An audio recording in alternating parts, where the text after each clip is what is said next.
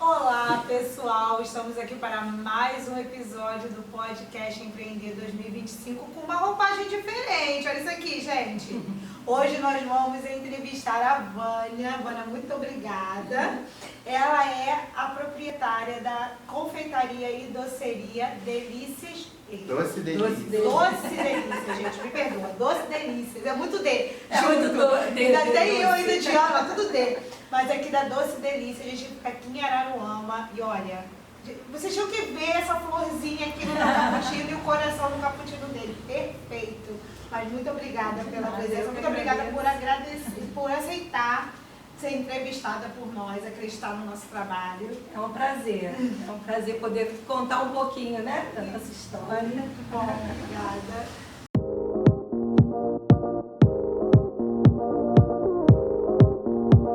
Então, pessoal, já aproveita, segue, compartilha, como se fosse fofoca para todo mundo, tá?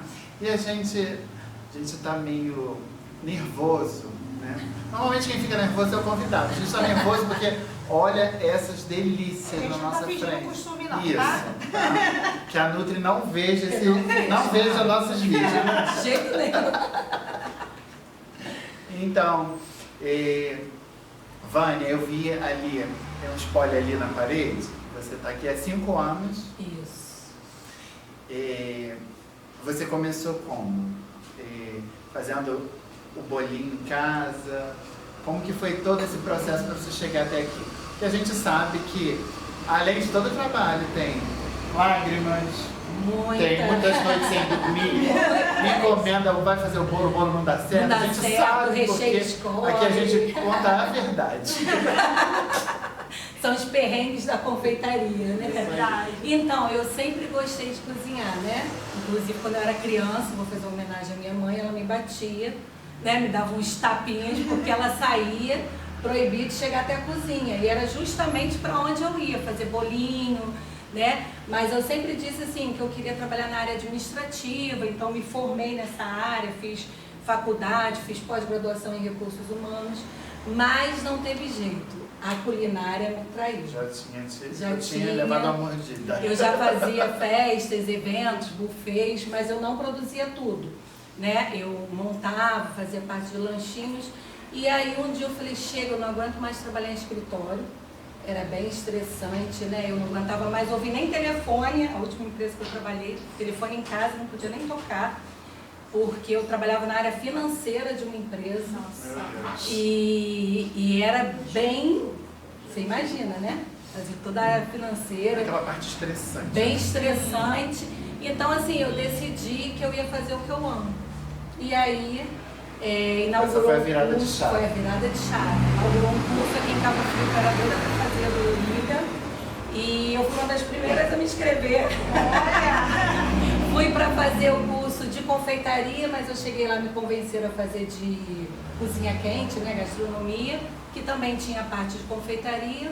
Eu fui e me matriculei, comecei a fazer o curso, mas eu falei, não é isso que eu quero. Eu sei cozinhar, sou chefe também da parte salgada, mas a minha paixão é a confeitaria. E eu não posso esquecer de contar, gente, quem me fez me apaixonar pela confeitaria foi um professor que eu tive, porque teve uma época que teve aqui a FAETEC, e eu fui fazer um cursinho ali, e meu professor, eu fui fazer de cozinha, porque eu fazia buffet, né? E meu professor era muito apaixonado pelos doces. E quando nós chegamos na parte de confeitaria, ele falava com tanto amor, ele ensinava com tanto amor, hoje ele é meu amigo. Ele tem uma confeitaria em Petrópolis, lá em Itaipava, né? Inclusive, no final de semana eu vou lá visitar ele, porque eu amo os doces dele. E a paixão dele era tão grande que ele me contagiou. Nossa. Né? Eu falei assim, gente, como é bom trabalhar com doce.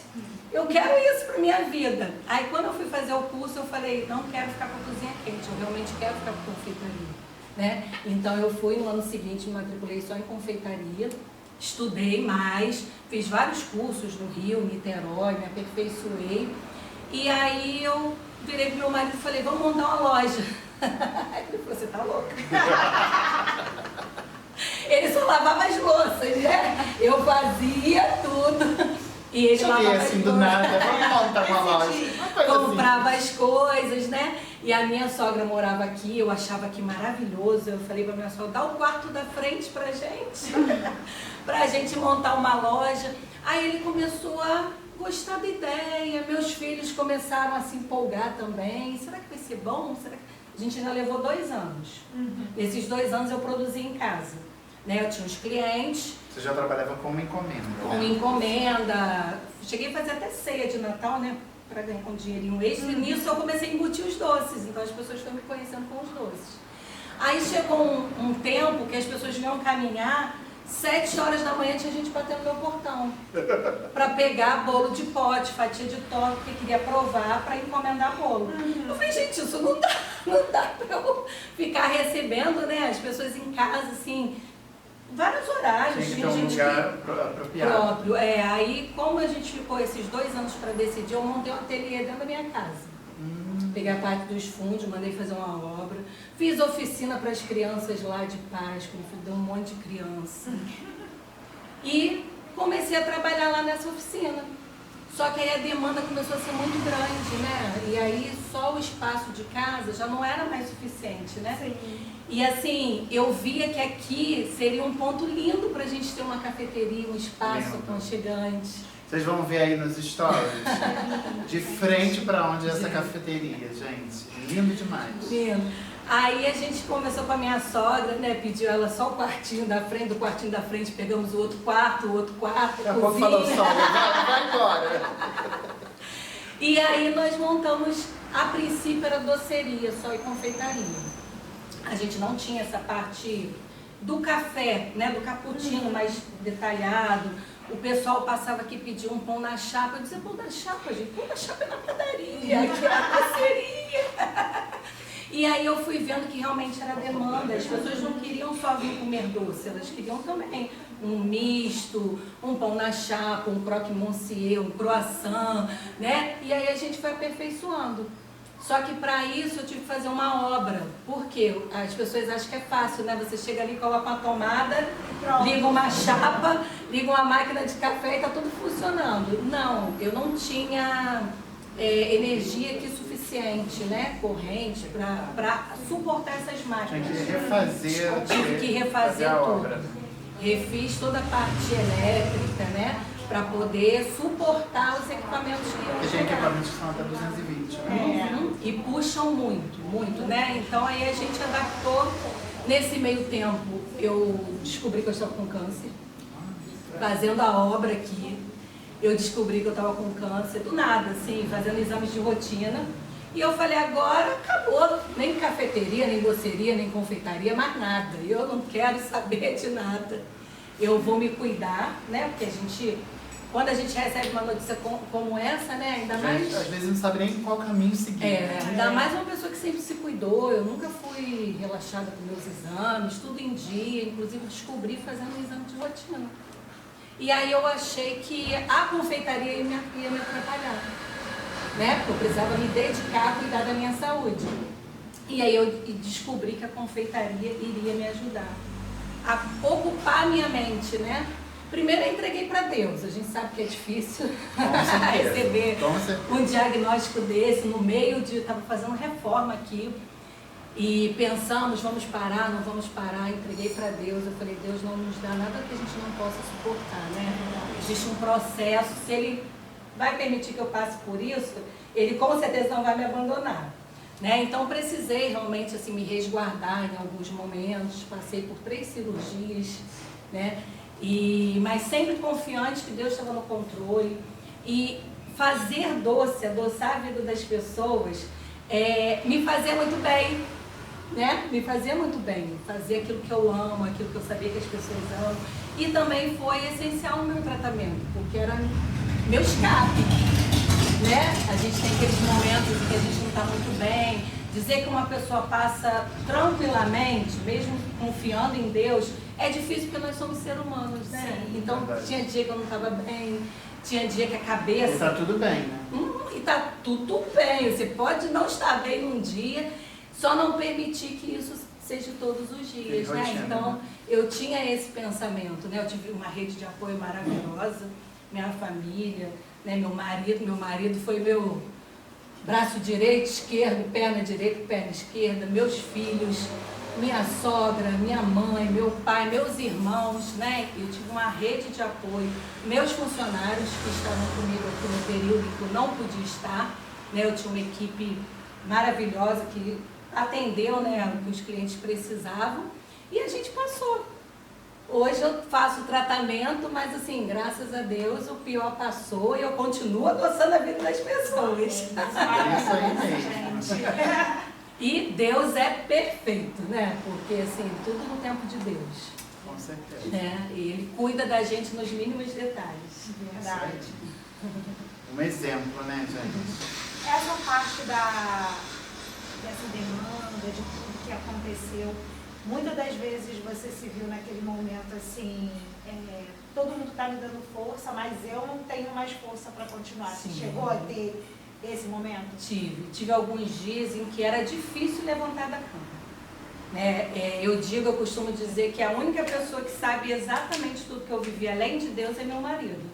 Né? Porque ele estava comigo ali o tempo todo. Então tinha dias que eu chorava muito. Tinha dia que eu não queria levantar, eu não queria sair de casa. Até por causa do medicamento também. Sim, e aí a gente também depois descobriu que o medicamento eu estava tendo muita reação ao medicamento, comecei a ficar em depressão. Então sair de casa era difícil, todos os dias eu tinha que levantar e dizer, eu preciso agir, eu preciso lutar, eu preciso fazer as coisas que eu gosto de fazer, não era fácil, né? E aí chegou um ponto que, além do tratamento, eu precisei fazer um acompanhamento psiquiátrico, que eu não queria, né? A gente tinha a visão de que tratamento psiquiátrico É só para louco. Só que o medicamento, ele mexia muito comigo, né? Porque ele é um bloqueador hormonal, é hormonioterapia. E às vezes eu estava bem sorrindo, daqui a pouco eu estava triste, chorava, do nada, queria ir embora, ia para casa, deitava, chorava. E aí a minha oncologista insistiu e graças a Deus eu fui encaminhada por uma psiquiatra maravilhosa, minha médica, desde que eu comecei o tratamento, lá em Cabo Frio, doutora Alessandra. E minha psicóloga aqui também, que sempre me ouviu, mesmo nos dias que não era consulta, né? Dani, pelo amor de Deus, eu não estou bem. E a gente foi colocando as coisas no lugar, né? Porque na verdade sai tudo do lugar. Quando você descobre uma doença, todo o tratamento. É toda uma mudança de vida. Uma mudança, isso aí. Aí você precisa se adequar, né? Isso. E a pergunta que fica é, qual é a sua desculpa? Por que você parou? Por que você não quer começar? Então, vamos embora, gente. Porque, olha, a gente só pode desistir quando a gente não está mais aqui. Enquanto você estiver aqui nessa terra, nada é motivo para desistir. Verdade. É verdade. História de vida linda, né, gente? E a gente tem que entender que tudo na vida tem um propósito, né? Verdade. E o seu propósito é adoçar a vida das pessoas. Adoçar, é verdade. E eu amo fazer isso. Que bom. Então, Ivânia, a gente agradece por você abrir esse espaço. E vocês vão ver aí nos stories a confeitaria linda, toda rosinha, por isso que ela veio na paleta. E viu que tem um ingrediente aqui que é o principal, né? Aquele ingrediente escondidinho é o amor. Amor pelo que faz. Isso aí. A gente agradece, tá? Por esse Eu que momento, agradeço. por abrir esse espaço pra gente. E que venha cada vez mais vitórias, Amém. mais bênçãos e mais doces. Mais doce, isso aí. Nós vamos agora dar início aos nossos patrocinadores. Gente, eu vou começar falando da Casa do Óleo. E a Casa do Óleo, você vai encontrar óleos para o seu carro, para a sua moto, porque você sabe, né? Óleo para carro é igual água. Se está faltando, vai parar de funcionar. Então, não deixe secar. Vai lá na Casa do Óleo, já olha todos os tipos, são bastante marcas, bastante qualificadores e lubrificantes também. Temos também a DP Autopeças, que tem mais de 1.500 produtos para você comprar de forma online ou de forma presencial, tá? Tá passando aqui as informações, mas também tem as informações na legenda, então já aproveita e compra o produto para o seu carro, moto, caminhão. Sabe que o carro é como se fosse uma família, tem que sempre estar, né? MF Automotivas. Depois que você comprou o óleo, que você comprou as peças, você vai lá na MF Automotiva e bota tudo para funcionar. Alinhamento, balanceamento, tudo que o seu carro precisa para poder estar circulando 100% é lá na MF Automotiva. Temos também o geladinho da Dressa. São sacolés gourmet, tradicional, trufado, cada um delicioso, com produtos de qualidade, para você pedir para sua casa ou para sua festa. Confecção dos amigos, tudo em estamparia, gente. Você quer ir fazer um evento, fazer um uniforme para sua empresa, confecção dos amigos, estamparia, bordado, serviços de gráficos também. Só procurar a confecção dos amigos. Então, gente, a gente está agradecendo. Vamos aproveitar para acabar logo, porque a gente tem uma delícia aqui para aproveitar, que a Vânia vai adoçar a nossa vida. Os bolinhos caseiros. É isso aí. Então já aproveita, se você estiver por aqui, você pode vir conhecer.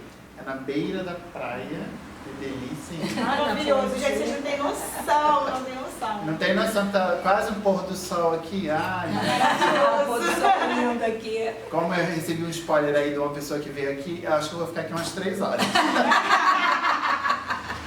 Então, gente, até o próximo episódio. Vânia, muito obrigado. Obrigada a vocês. E um beijo pra vocês. Tchau!